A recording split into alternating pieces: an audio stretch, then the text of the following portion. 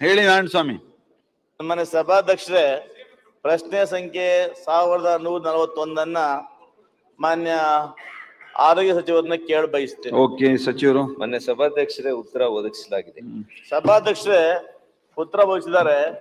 ಸಭಾಧ್ಯಕ್ಷರ ಕ್ಷೇತ್ರ ತಮಿಳುನಾಡು ಆಂಧ್ರ ಗಡಿ ಇರ್ತಕ್ಕಂಥ ಕ್ಷೇತ್ರ ಅಧ್ಯಕ್ಷರೇ. ಇಲ್ಲಿ 6 ವರ್ಷ 8-10 ವರ್ಷಗಳ ಹಿಂದೆ 3 PHC ನಿರ್ಮಾಣ ಮಾಡಿದ ಅಧ್ಯಕ್ಷರೇ. ಒಂದು ದೊಡ್ಡಚಿನಹಳ್ಳಿ, ಕಾಮಸಮುದ್ರ, ಬೂದಿಕೋಟೆ ಅಂತ. ಅಧ್ಯಕ್ಷರೇ ಈ ಉತ್ತರ ಹೇಳ್ತಾರೆ ಅಭಿವೃದ್ಧಿ ಕೊಟ್ಟಿಲ್ಲ ಹಣ ಅಂತ ಹೇಳ್ತಾರೆ ಅಧ್ಯಕ್ಷರೇ. ಆದ್ರೆ ಅಲ್ಲಿ ಇವತ್ತು ಮೂಲಭೂತ ಸೌಕರ್ಯಗಳು ಹಿಂಗಿದೆ ಅಧ್ಯಕ್ಷ. ಅಂದ್ರೆ ಕೆಲವು ಕಡೆ ಕಾಂಪೌಂಡೇ ಇಲ್ಲ, ಸಾರ್ವಜನಿಕ ಶೌಚಾಲಯ ಇಲ್ಲ. ನಾನು ಅನೇಕ ಬಾರಿ ಕೂಡ ಆ ಸಚಿವರಿಗೆ ಮನವಿ ಮಾಡಿದ್ದೇನೆ ಅಧ್ಯಕ್ಷರೇ, ಅಲ್ಲಿ ಸ್ವಲ್ಪ ಅಭಿವೃದ್ಧಿ ಕೊಟ್ಟು ಆ ಏನು ಪ್ರೈಮರಿ ಹೆಲ್ತ್ ಸೆಂಟರ್ಗಳಿದೆ ಅದನ್ನು ಅಭಿವೃದ್ಧಿ ಮಾಡೋದಕ್ಕೆ ಹಣ ಕೊಡಿ ಅಂತ ನಾನು ಮನವಿ ಮಾಡಿದ್ದೀನಿ ಅಧ್ಯಕ್ಷರೇ. ಆದ್ರೆ ನಮ್ಮ ಸಚಿವರು ಇವರು ಕೂಡ ಯಾವುದೇ ಹಣವನ್ನ ಮಂಜೂರು ಮಾಡಿಲ್ಲ. ಆಮೇಲೆ ಅಧ್ಯಕ್ಷರೇ, ನನ್ನ ಭಾಗದಲ್ಲಿ ಇವತ್ತು ಒಂದು ಕನಮನಹಳ್ಳಿ, ಸೂಲಿಕುಂಟೆ ಮತ್ತು ವಡಗೂರಿನಲ್ಲಿ PHCಗಳು ಬೇಕು ಅಂತ ನಾನು ಕೇಳಿದ್ದೆ. ಸಚಿವರು ಭರವಸೆ ಕೊಟ್ಟಿದ್ರು. ಹೀಗೆ ಹೇಳ್ತಾರೆ ಅದನ್ನ ನಾವೆಲ್ಲ ಕೂಡ ಯಾವ ತಗೊಳ್ತಾ ಇಲ್ಲ, ಅದನ್ನ ಕೈ ಬಿಟ್ಟಿದೀವಿ ಅಂತ ತಗೊಳ್ತಾ ಅಧ್ಯಕ್ಷರೇ. ಈಗ ನಮ್ಮ ಭಾಗದಲ್ಲಿ ಈ ಬಡವರಿಗೆ ಸೇವೆ ಮಾಡ್ಬೇಕಂತಲೇ PHCಗಳಿದ್ದಾವೆ. ಆದ್ರೆ ಒಂದ್ ಕಡೆ ಅಭಿವೃದ್ಧಿನೂ ಮಾಡ್ತಾ ಇಲ್ಲ, ಅಭಿವೃದ್ಧಿ ಹಣನೂ ಕೊಡ್ತಾ ಇಲ್ಲ. ಎರಡನೇದಾಗಿ ಹೊಸದಾಗಿ ಆ PHCಗಳನ್ನ ಕೂಡ ನಿರ್ಮಾಣ ಮಾಡ್ತಾ ಇಲ್ಲ ಅಧ್ಯಕ್ಷರೇ. ಆ ಬಗ್ಗೆ ಒಂದು ಸಚಿವರೇ ಒಟ್ಟಿಗೆ ಹೇಳ್ಬಿಡಿ, ಹಾಗೆ ಒಟ್ಟಿಗೆ ಹೇಳ್ತೀನಿ ಅಧ್ಯಕ್ಷ. ಮತ್ತೆ ನನ್ನ ಭಾಗದಲ್ಲಿ ಬೂದಿಕೋಟೆ, ಕಾಮಸಮುದ್ರ, ತೊಪ್ಪನಹಳ್ಳಿಗಳ ಅಧ್ಯಕ್ಷರೇ ಇವತ್ತು ಒಬ್ಬ ಡಾಕ್ಟರ್ ಕೂಡ ಕಳೆದ 6 ತಿಂಗಳಿಂದ ಇಲ್ಲ ಅಧ್ಯಕ್ಷ. ಗ್ರಾಮೀಣ ಭಾಗದಲ್ಲಿ ಡಾಕ್ಟರ್ಸ್ PHCಗಳನ್ನ 24/7 ಕೆಲವು ಮಾಡಿದೀವಿ. ಆದ್ರೆ 24/7 ಅಧ್ಯಕ್ಷರೇ ಕೇವಲ 2 ಗಂಟೆ ಡಾಕ್ಟರ್ ಸಿಗ್ತಾ ಇಲ್ಲ. ಅಲ್ಲಿ ಕಾಮಸಮುದ್ರ ಅಂತ ಹೋಬಳಿ ಹೆಡ್ ಕ್ವಾರ್ಟರ್ ಅಲ್ಲಿ ಅಧ್ಯಕ್ಷ, ಹೋಬಳಿ ಹೆಡ್ ಕ್ವಾರ್ಟರ್ ಅಲ್ಲಿ ಡಾಕ್ಟರ್ ಎಷ್ಟು ತೊಂದರೆ ಆಗಿದೆ ಅಂದ್ರೆ ಆ ಪೇಷಂಟ್ಸ್ ಸುಮಾರು 20 ಕಿಲೋಮೀಟರ್ ಗಡಿಬಾಗಿ ನಡ್ಕೊಂಡ್ ಬರ್ತಾರೆ. ಆದ್ರೆ ಆ ಭಾಗದಲ್ಲಿ ಇವತ್ತು ಸೇವೆ ಸಿಗ್ತಾ ಇಲ್ಲ ಅಧ್ಯಕ್ಷರೇ. ದಯಮಾಡಿ ಈ ಬಗ್ಗೆ ಸಚಿವರು ತುರ್ತಾಗಿ ನನಗೆ ಅಲ್ಲಿ ಡಾಕ್ಟರ್ ವ್ಯವಸ್ಥೆ ಮಾಡಿಲ್ಲ ಅಂದ್ರೆ ನನಗೆ ಬಹಳ ಕಷ್ಟ ಆಗುತ್ತೆ ಡಾಕ್ಟ್ರೆ. ಮಾನ್ಯ ಸಭಾಧ್ಯಕ್ಷರೇ, ಹೇಳಿ ಮಾನ್ಯ ಸದಸ್ಯರು, ಕಳೆದ 3 ವರ್ಷಗಳಲ್ಲಿ ಇವರು ಪ್ರಾಥಮಿಕ ಆರೋಗ್ಯ ಕೇಂದ್ರಗಳನ್ನ ದುರಸ್ತಿಗೆ ಮತ್ತು ಅಭಿವೃದ್ಧಿಗೆ ಹಣ ಕೊಟ್ಟಿಲ್ಲ ಅನ್ನೋ ಮಾತನ್ನು ಹೇಳಿದ್ದಾರೆ. ಆದ್ರೆ ತಮಗೆ ಗೊತ್ತಿದೆ 19-20ರಲ್ಲಿ ಸ್ವಲ್ಪ ಹಣವನ್ನು ಕೊಟ್ಟಿದ್ದೇವೆ. 21-22ರಲ್ಲಿ ನೀವು ಕೇಳಿರ್ತಕ್ಕಂಥ ಬೂದಿಕೋಟೆ ಪ್ರಾಥಮಿಕ ಆರೋಗ್ಯ ಕೇಂದ್ರಕ್ಕೆ ದುರಸ್ತಿ ಮತ್ತು ನವೀಕರಣಕ್ಕೆ 20 ಲಕ್ಷ ರೂಪಾಯಿ ಕೊಟ್ಟಿದ್ದೇವೆ. ಅದೇ ರೀತಿ ತೊಪ್ಪನಹಳ್ಳಿಗೂ ಕೂಡ 20 ಲಕ್ಷ ರೂಪಾಯಿ ಕೊಟ್ಟಿದ್ದೇವೆ. ದೊಡ್ಡ ಚಿನ್ನಹಳ್ಳಿಗೂ ಕೂಡ 20 ಲಕ್ಷ ರೂಪಾಯಿ ಕೊಟ್ಟು 3 ಪ್ರಾಥಮಿಕ ಚಿಕಿತ್ಸಾ ಕೇಂದ್ರಗಳಿಗೆ ದುರಸ್ತಿಗೆ ಅಂತೇಳಿ 60 ಲಕ್ಷ ರೂಪಾಯಿ ಕೊಟ್ಟಿದ್ದೇವೆ. ಹೊಸ ಒಂದು ಪ್ರಾಥಮಿಕ ಚಿಕಿತ್ಸಾ ಕೇಂದ್ರಗಳನ್ನ ಮಾಡಿಕೊಡ್ಬೇಕು ಅಂತ ಪ್ರಸ್ತಾವನೆ ಅವರು ಕೊಟ್ಟಿದ್ದಾರೆ. ಆದ್ರೆ ತಮಗ್ ತಿಳಿದಿರೋಂಗೆ ಕಳೆದ 5 ವರ್ಷಗಳಲ್ಲಿ ನಮ್ಮ ರಾಜ್ಯದಲ್ಲಿ ಯಾವುದೇ ಹೊಸ ಪ್ರಾಥಮಿಕ ಚಿಕಿತ್ಸಾ ಕೇಂದ್ರಗಳನ್ನ ತೆಗೆದುಕೊಂಡಿಲ್ಲ ನಾವು.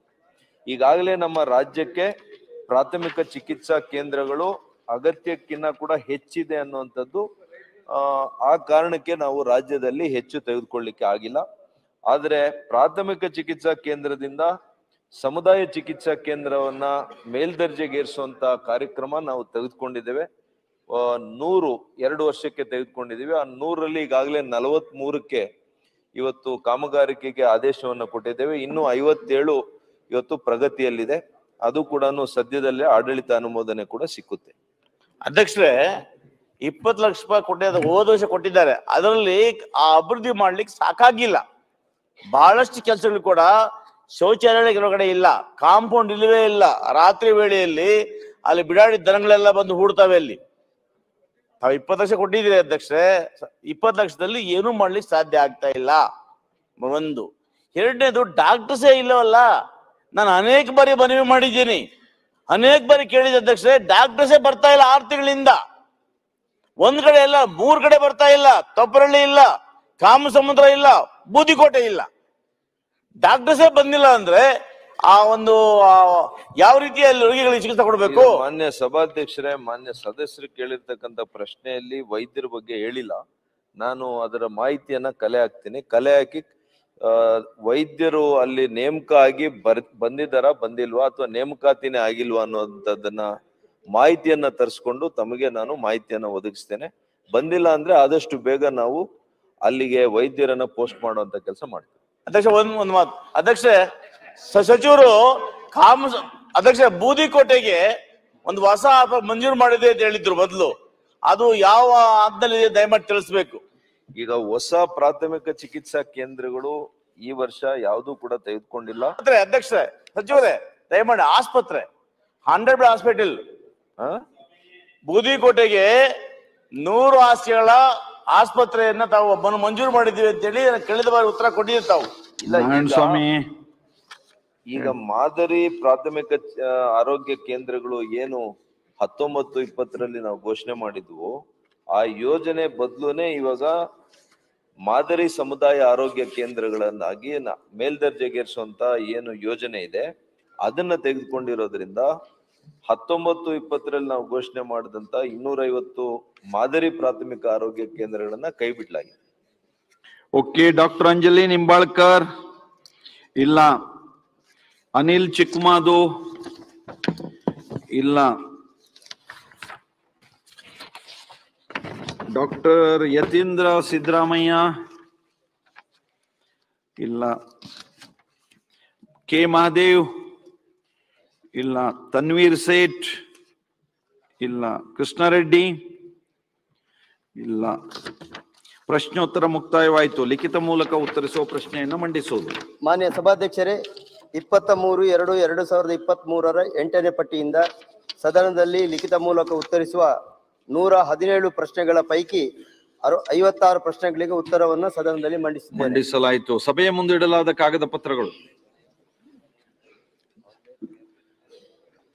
ಮಾನ್ಯ ಮುಖ್ಯಮಂತ್ರಿಗಳು. ಮಾನ್ಯ ಸಭಾಧ್ಯಕ್ಷರೇ, ಭಾರತದ ಸಂವಿಧಾನದ 151ನೇ 2ನೇ ಅನುಚ್ಛೇದದ ಮೇರೆಗೆ ಕರ್ನಾಟಕ ಗ್ರಾಮೀಣ ಮೂಲಭೂತ ಸೌಕರ್ಯ ಅಭಿವೃದ್ಧಿ ನಿಯಮಿತ ಮೇಲಿನ ಕಾರ್ಯನಿರ್ವಹಣಾ ಲೆಕ್ಕ ಪರಿಶೋಧನೆ ವರದಿ 2022ನ ವರ್ಷದ ವರದಿ ಸಂಖ್ಯೆ 9 ಕಲ್ಯಾಣ ಕರ್ನಾಟಕ ಪ್ರದೇಶ ಅಭಿವೃದ್ಧಿ ಮಂಡಳಿಯ ಕಾರ್ಯಕ್ಷಮತೆ ಮೇಲಿನ ಕಾರ್ಯನಿರ್ವಹಣಾ ಲೆಕ್ಕ ಪರಿಶೋಧನೆ ವರದಿ 2022ನೇ ವರ್ಷದ ವರದಿ ಸಂಖ್ಯೆ 10 ಹಾಗೂ ಮಾರ್ಚ್ 2021ಕ್ಕೆ ಕೊನೆಗೊಂಡ ವರ್ಷದ ಭಾರತದ ಲೆಕ್ಕ ನಿಯಂತ್ರಕರ ಮತ್ತು ಮಹಾ ಲೆಕ್ಕ ಪರಿಶೋಧಕರ ಅನುಪಾಲನಾ ಲೆಕ್ಕ ಪರಿಶೋಧನೆಯ ವರದಿಯನ್ನು 2023ನೇ ವರ್ಷದ ವರದಿ ಸಂಖ್ಯೆ 1 ಸಭೆಯ ಮುಂದೆ ಮಂಡಿಸುತ್ತಿದ್ದೇನೆ.